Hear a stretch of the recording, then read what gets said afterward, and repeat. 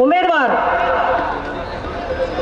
हिकमतदादा उडान यांच्या प्रचारासाठी आज ही आपली उपस्थिती मला दिसते।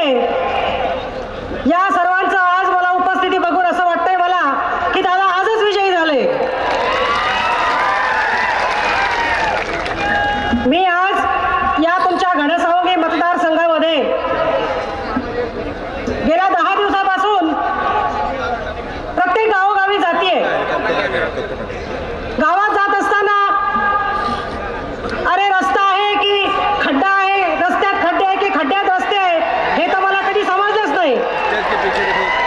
आज अशी परिस्थिती झाली आहे की माझ्या माता भगिनी शौचालय रस्त्यावर जात आहे, महिलांना शौचालय नाही, घरकुल नाही, माझ्या महिला काम करत असताना त्यांना राहायची व्यवस्था नाही। आणि हे दडपशाहीचं राजकारण गेल्या 25 वर्षापासून या मतदारसंघामध्ये हे भ्रष्टवादी राष्ट्रवादी पक्षाचा नेता हा तुमच्यावर करतोय।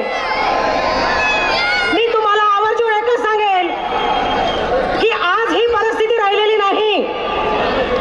आज 2.5 वर्षापासून महाराष्ट्राचे लोकप्रिय मुख्यमंत्री आदरणीय एकनाथजी शिंदे साहेबांनी मुख्यमंत्री पदाची ज्या दिवसापासून धुरा हाती घेतली त्या दिवसापासून अनेक लोक कल्याणकारी योजना त्यांनी आपल्यासाठी आणल्या आहे। पण मी या मतदारसंघात फिरत असताना मला अनेक गोष्टी तुम्हाला सांगाव्याशा वाटतात। या बाजूला माझ्या सगळ्या माता भगिनी बसले, माझ्या माय मावले बसले। मी यांना एकच सांगेन की आजपर्यंत कधीही आपल्या सख्ख्या भावानी सुद्धा बाहेर गेल्यावर आपल्याला कधी साडी जरी घ्यायचा विचार केला तरी आपली बाई भाऊजाई आजूबाजूला बघते किती पैसे दिले, भाच्याला किती दिले। पण या महाराष्ट्राच्या आपल्या लाडक्या भावानी मुख्यमंत्र्यांनी कधीही त्याचा विचार नाही केला आणि प्रत्येक महिलेला कुठलेही जातीभेद न करता, वर्णभेद न करताना, पक्षाचा भेद न करताना सर्व माय मावल्यांच्या खात्यामध्ये आज 1500 रुपये प्रमाणे 5 महिन्याचे 7,500 रुपये हे प्रत्येक माऊलीला भेटलेले आहेत। मी माझ्या माय मावल्यांना एकच सांगेन, यांनी आजपर्यंत आपल्याला सगळ्यांना हलक्यात घेतलं। आपल्या माणसांना बोलवायचं, चपटी चुपटी द्यायची, काहीतरी प्रलोभनं द्यायची आणि त्यांना सांगायचं की भाऊ याच्यानंतर तू काय करायचंय, आम्हालाच निवडून द्यायचंय। पण आता तो जमाना राहिला नाही। मी प्रत्येक गावात, तांडा पाडा, वस्तीवर गेले। एकमात भाऊ मी तुम्हाला आज आवर्जून सांगेल, मी बहीण आहे तुमची।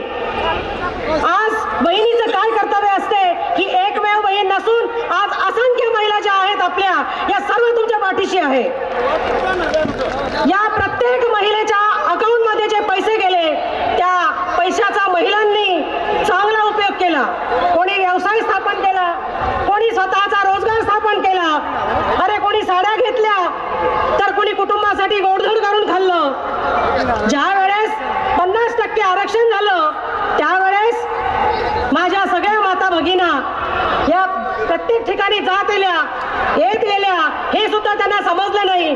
अरे अन्न वस्त्र निवारा, जाण्याची सोय, एसटी सुद्धा तुमच्याकडे नाही, अशा दळभद्री भ्रष्टवादी नेत्याला निवडून द्यायचं आहे की आपल्या एकनाथजी शिंदे साहेबांच्या नेतृत्वासाठी आज आपल्या विधानसभेचं जो नेतृत्व करताय सन्माननीय हिकमतदादा उडान यांचं बटन सुद्धा एक आहे।